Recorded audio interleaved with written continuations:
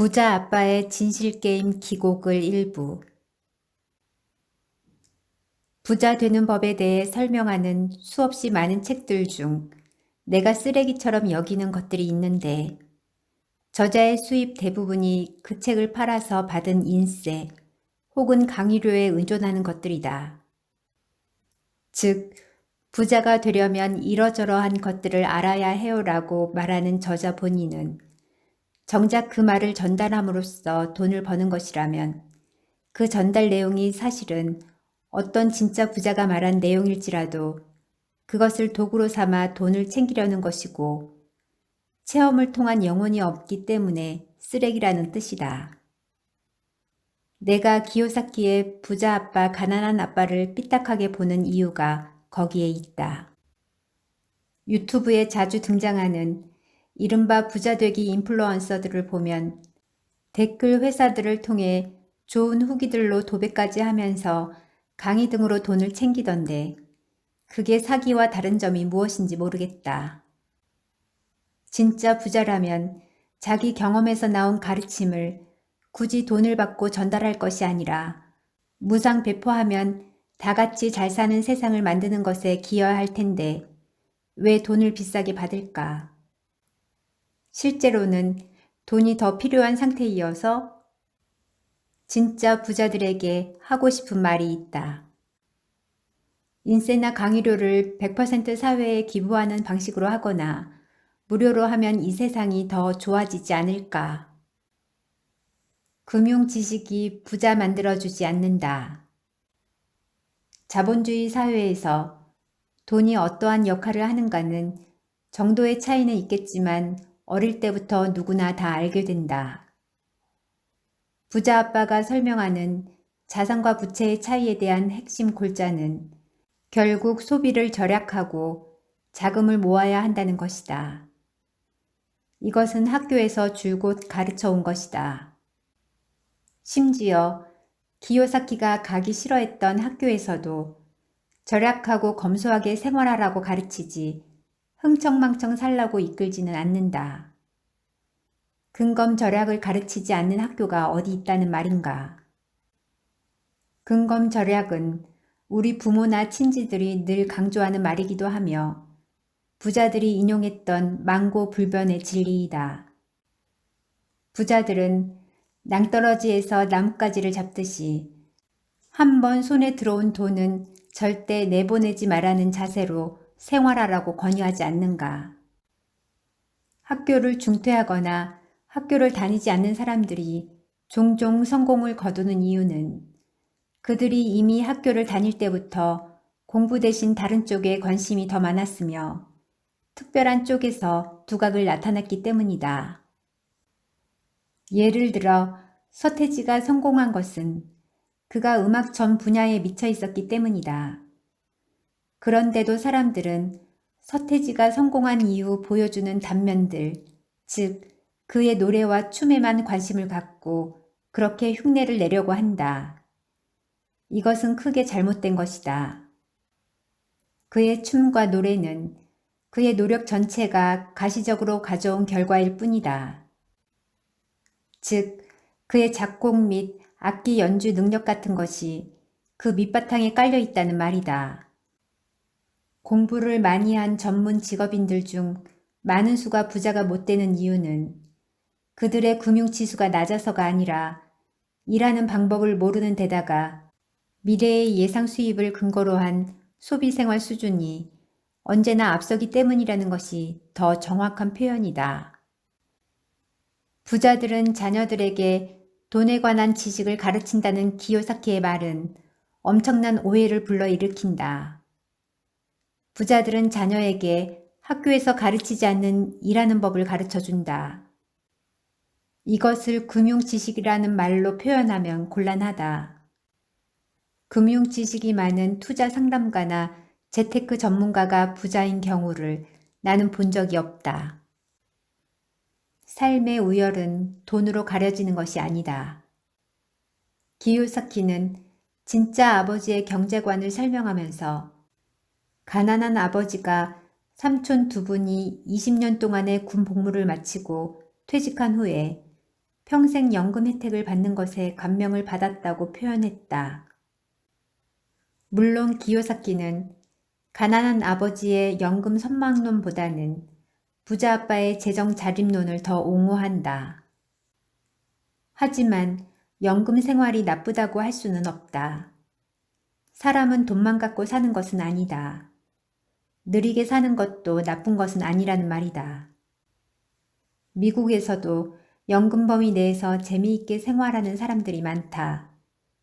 한국은 여러 가지로 불안정한 측면이 많아 과연 내가 연금을 제대로 받을 수 있을까 하는 불안감이 있는 것도 사실이지만 미국은 퇴직연금 시스템이 잘 갖춰져 있다. 연금으로 만족할 만한 삶이 보장된다고 할 때 과연 그 수혜자가 불행하다고 할 수 있을까?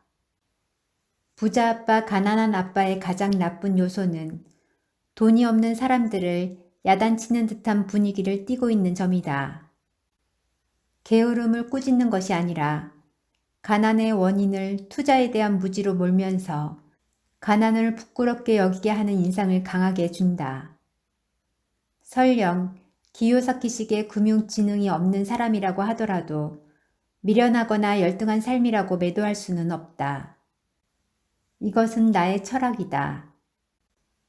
게다가 가난의 원인은 금융지식의 부재에 있는 것이기보다는 이를 통하여 이 세상에서 더 큰 대가를 얻어내는 방법을 모르는 무지에 있음을 알아야 한다.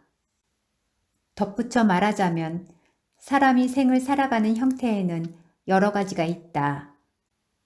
부자로 사는 삶만이 유일한 삶의 형태로 숭배되어서는 안 된다. 나처럼 부자로 살겠다고 작정을 하고 덤빈 삶도 인간의 삶이며 반대로 가난하지만 자연 속에서 절약하며 삶을 관조하며 사는 삶도 인간의 삶이고 평생을 남을 위해 봉사하는 봉사자들의 삶도 인간의 삶이며 자기가 좋아하는 것을 평생 하지만 가난에서 헤어나지 못하는 삶도 인간의 삶인 것이다. 즉, 삶의 형태에 우열은 없으며 모든 것은 각자의 삶을 어떻게 바라보고 있는가에 달려있다. 기요사키의 가난한 아버지는 우리는 그냥 가르치는 것을 좋아할 뿐이야 라고 말한다.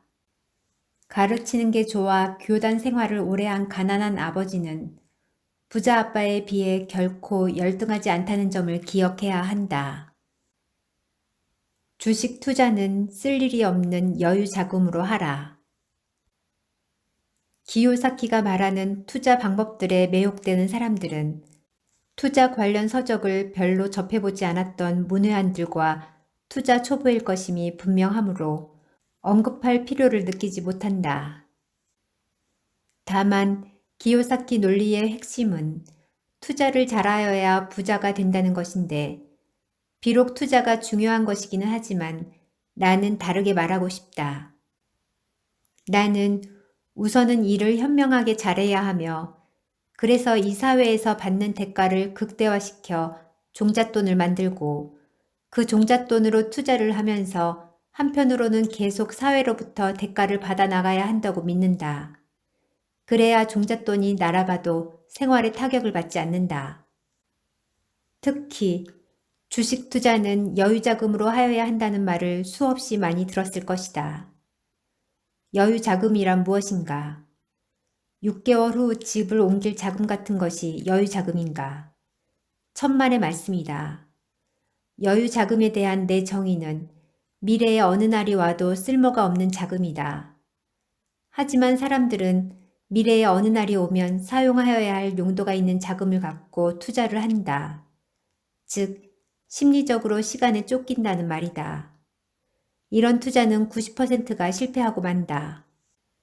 집중 투자인가 분산 투자인가 하는 문제는 위험도에 대한 개인의 태도 및 자금의 성격, 그리고 자금의 크기, 투자 대상 회사나 부동산에 대한 지식 등과 관련된 것일 뿐이지 그 이상도 이하도 아니다.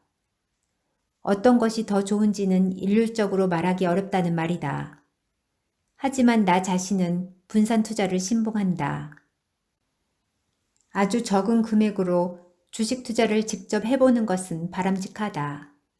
왜냐하면 이 게임이 그렇게 만만한 것이 아니라는 사실을 조만간 배우게 될 것이기 때문이다. 그 사실을 배웠다면 일단은 한 걸음 뒤로 물러나야 할 터인데 수많은 사람들은 빚까지 내가면서 계속 투자를 시도한다. 주식 투자는 늪지와 같이 움직이면 움직일수록 계속 깊이 빠져들어가게 하는 속성을 갖고 있다.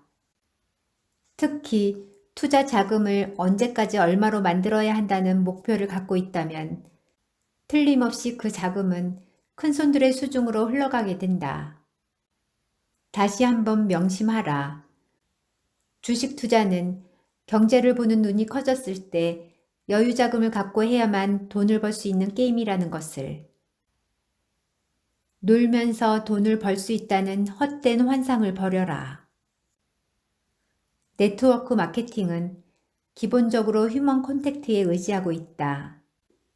어느 나라에서건 누군가 찾아와 무엇인가 상품에 대하여 설명하게 되면 그것이 필요하든 그렇지 않든 간에 구매를 거절할 수 없는 마음을 조금씩은 갖고 있다.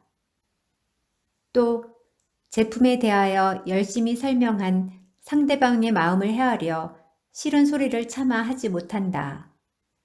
그러다 보니 판매자는 자신이 강매한 것은 아니며 구매자가 정말로 필요로 하는 것을 구입하였다는 착각을 하게 되고 정말 구매자에게 필요한 정보를 주었다는 식의 자기 최면에 빠지고 만다. 그들은 구매자들이 쑥덕거리는 말들을 듣지 못한다. 그럼에도 불구하고 어떤 사람들은 네트워크 마케팅은 대학에서 강의까지 되고 있는 유통에 관한 새로운 아이디어라고 주장한다. 또 다른 사람에게 부담을 줄 만한 불필요한 물건이 아니라 어차피 써야 하는 생필품을 집에서 편안하게 홈쇼핑하면서 광고를 하지 않고 유통 과정을 줄임으로써 생기는 마진을 소비자에게 돌려주는 컨셉이라고 강변한다. 먼저 대학에서 강의가 되고 있는 대학 교수들이 책을 쓴다는 것이 대단한 것이 결코 아니다. 게다가 과연 광고비와 유통비를 줄여서 최종 소비자들에게 돌아간 것이 있는가? 시중에서 1,000원에 구입할 수 있는 것을 1,500원에 팔고 300원은 그 물건을 소개한 사람에게 되돌려주는 방식이 뭐가 소비자에게 유리한 컨셉이라는 말인가? 유통 소비자와 최종 소비자를 구분하지 않고 뭉뚱그려 하나로 묶는 것이 올바른 생각은 아니지 않는가? 네트워크 마케팅은 생활 자체가 소비이면서 사업이 되는 유통혁명이요. 생활혁명이고 모두에게 이익이 되는 더불어 살아가는 자본주의를 실천하는 것이라고 말하는 사람도 있다. 물론 다른 사람에게 물건을 소개하고 판매했을 때 일정 마진이 내게 주어지는 시스템은 자본주의 사회에서 지극히 당연한 것이다. 그러나 나와 전혀 상관도 없는 사람들이 구입한 물건들에 대한 마진이 그들이 내 하부 조직이기에 내게 주어진다는 것은 결국 나의 노력이 사람 수를 늘리는 데 우선 집중되도록 하게 만든다. 나를 통해 네트워크 마케팅을 알게 된 사람들이 마찬가지로 네트워크 마케팅을 하려고 할 경우 사람 수를 더 늘리게 되어 상품은 더 팔리게 되어 있다.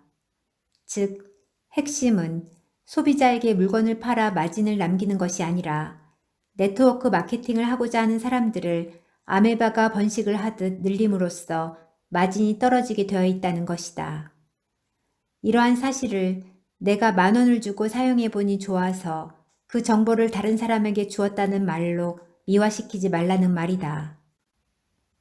일상생활에서 내가 어떤 물건을 10,000원을 주고 사용해 보았더니 좋기에 다른 사람에게 추천하였다면 내 자신에게 주어지는 이득은 없고 그것을 구입한 사람에게 이득이 돌아간다.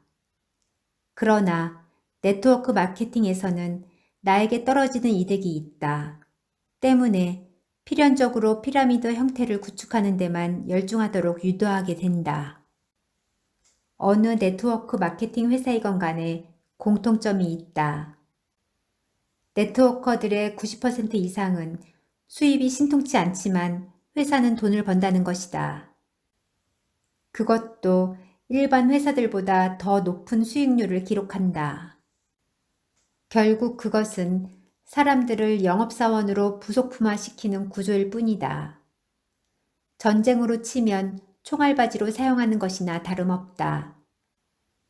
나는 이런 식의 사업 구조를 좋게 생각하지 않는다.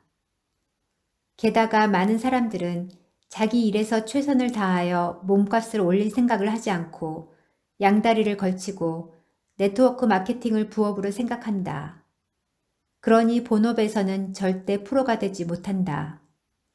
대다수의 네트워크 마케팅 회사들은 판매자들에게 놀면서 부자로 사는 사람들을 보여준다. 해외 휴양지에 데리고 가서 좀 더 열심히 팔라고 은연중에 자극한다. 나는 그게 싫다. 놀면서 돈 번다는 그런 꿈을 사람들에게 주는 것이 참 싫다는 말이다.